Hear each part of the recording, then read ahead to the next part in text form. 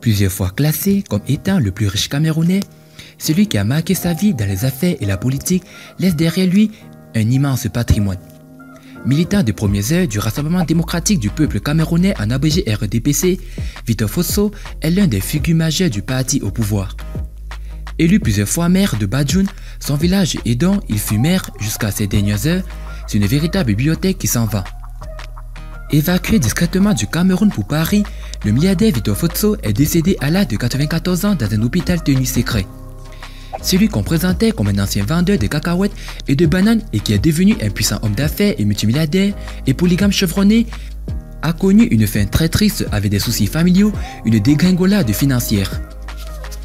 Bonsoir et bienvenue à tous. Aujourd'hui dans cette nouvelle vidéo, nous allons vous dresser le parcours atypique de Victor Fosso. Alors si vous êtes prêts, on commence. Mais tout d'abord, voici la question du jour. Qui est l'auteur de la citation suivante?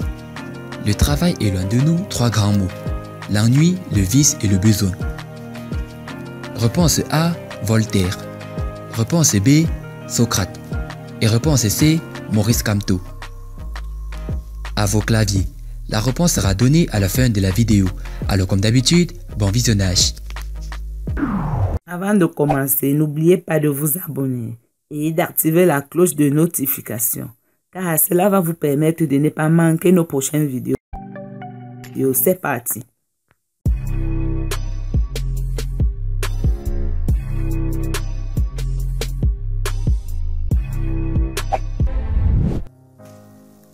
Badjoun 1926-2020. Fosso Victor a rendu son dernier souffle vendredi dans sa 94e année de vie sur Terre. Mais qui était cet homme dont le monde entier salue la mémoire? Le natif de Badjoun était un homme d'affaires accompli, un capitaine d'industrie confirmé, un investisseur averti. L'homme a pourtant bâti sa réputation et surtout sa fortune à la force de ses bras, de sa sagesse, sans être passé par les grandes académies de sciences économiques du monde.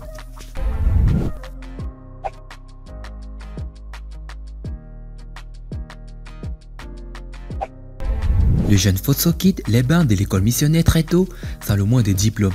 À l'âge de 15 ans, il part du quartier Tsela à Badjoun pour s'installer dans un premier temps dans le Noun. Il s'engage dans les travaux de plantation à Fombot au Noun, puis migre à Bafang au Onkam. Dès 1947, il quitte la région de l'Ouest et s'installe à Bamayo, où il ouvre un petit commerce dans ce qui était encore la région du Centre-Sud. En 1955, il se lance dans le transport en commun qu'il abandonne rapidement au lendemain de l'indépendance du Cameroun en 1960. Victor Fosso construit sa toute première villa au quartier Newtown à Bamayo, où il partage le voisinage du chef de famille des ressortissants Mifi, Sylvestre Fogno. Ce dernier lui-même, aujourd'hui décédé, était le propriétaire de la toute première salle de cinéma de la ville, Cinesport de Bamayo. À Bamayo, Victor Fosso gravit les étapes dans le monde des affaires et construit un centre commercial en plein centre-ville de Bamayo dès 1956.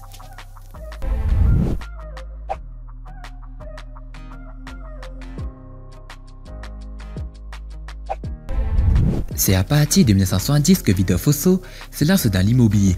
Construction de l'immeuble qui abritera le cinéma Abia à Yaoundé notamment. Puis dans l'industrie avec la naissance de la Société africaine de fabrication de cahiers en abrégé SAFCA. Ensuite la création de la société Pilcam en 1974. Puis autres compagnies commerciales et industrielles suivront. La Compagnie internationale de services en abrégé CIS naîtra à Paris en 1983 en collaboration avec le français Jacques Lacombe qui fut un acteur important dans le fondement de l'Empire Fosso. Il décède le 9 juillet 1996.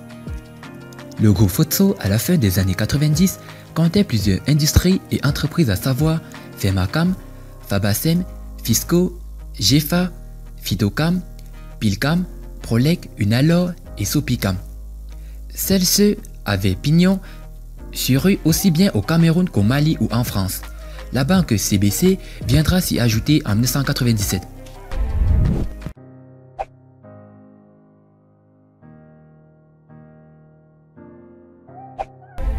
Au début des années 2000, avec l'effet de la mondialisation, le groupe Fosso connaîtra des difficultés sous l'effet de la concurrence et celle-ci aura raison des industries du groupe qui seront pour la majorité vendues. M. Fotso se lance en politique avec l'avènement de la démocratie au Cameroun au début des années 90 et occupe un poste au sein du bureau politique du RDPC.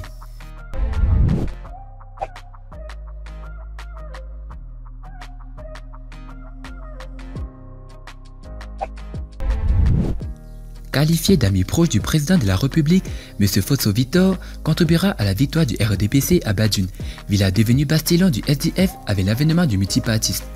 Il sera élu maire de la commune de Badjoun au terme des élections municipales de 1996. Il succède alors à Sa Majesté Nyekamga Joseph, alors roi de Badjoun, cumulativement avec ses fonctions de maire. C'est à noter que M. Fotso Victor a publié en 1994 son autobiographie intitulée Le chemin de Iala.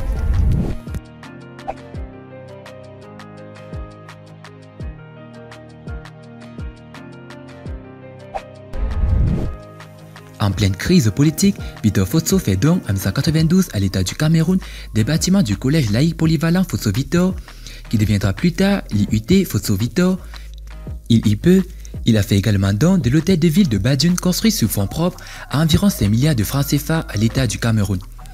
Parmi ces nombreux dons, on citera plusieurs églises réparties sur l'étendue du triangle national, des salles de classe dans la région de l'Ouest, des foyers Badjoun à différentes régions du pays et du bâtiment de certains tronçons de route à Badjoun. Fotso Victor porte le nom de Fowato bien Gabingoun, dont la signification est le chef qui attrape le gibier et le partage à son peuple. Titre de noblesse qui lui a été attribué par le roi des Badjoun.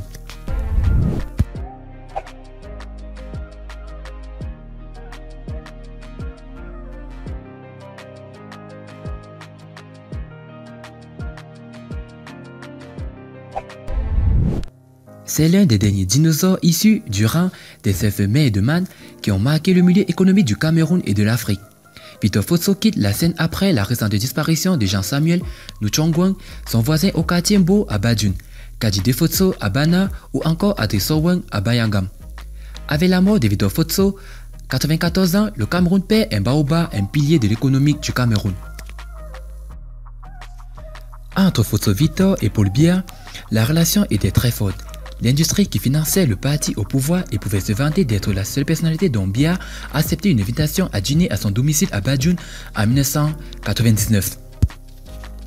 7 ans plus tôt, Fotso Victor avait dirigé un collectif d'hommes d'affaires qui avait appelé Biya à briguer un nouveau mandat. Déjà en 1970, il avait offert au palais 600 bouteilles de champagne Laurent Perrier Grand siècle à l'occasion de l'anniversaire des indépendances. Le milliardaire ayant fait fortune dans l'industrie, l'agroalimentaire, la banque et les services avait fait un don d'une valeur de 40 milliards de francs CFA à l'État camerounais en 2012. Il s'agissait d'un pôle universitaire ainsi que l'hôtel du département du Conquis et l'hôtel de ville de Badjoun, construit sur fonds propres pour plus de 4 milliards de francs CFA.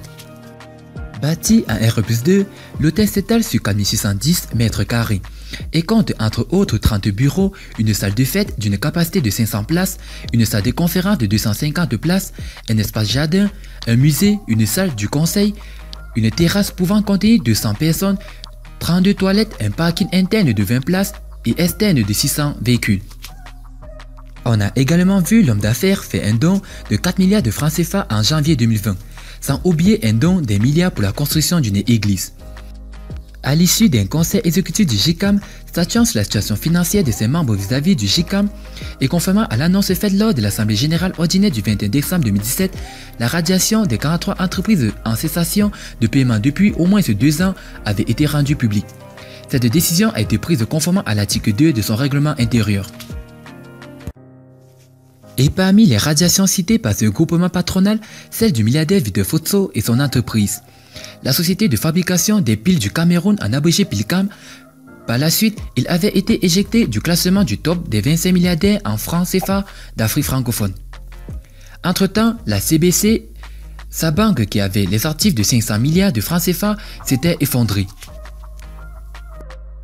Le milliardaire Fotso avait saisi la chambre administrative de la Cour suprême pour se plaindre de son épouse qui lui aurait volé un loupin de terrain d'une superficie de 2543 mètres carrés, situé à Kolo 2, un quartier situé à Yaoundé. Et bah, concernant la question, la réponse est Voltaire. Félicitations à tous ceux qui ont trouvé la bonne réponse. Alors c'était le parcours de Victor Fotso.